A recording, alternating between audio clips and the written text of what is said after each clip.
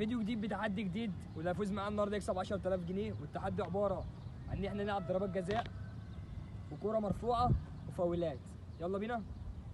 حارس مصر الاول. اول تحدي يبقى ضربات الجزاء. يلا بينا نبدا.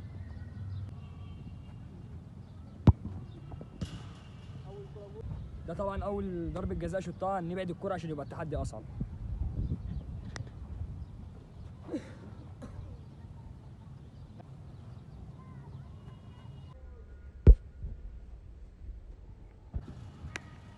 نبعد اكتر بالكوره.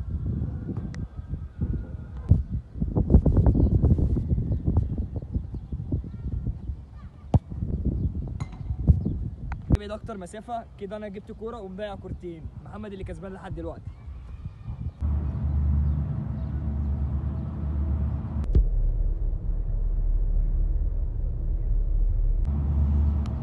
طبعا اول تحدي محمد كسب فيه. انا مضيع 3 كور وجايب كوره. التحدي التاني نخش. يلا بينا. التحدي هو تحدي الرأسيات. يلا بينا. اول تحدي كده محمد كسبان كده 1-0 لمحمد. يلا احنا نقصها. صد اول كوره.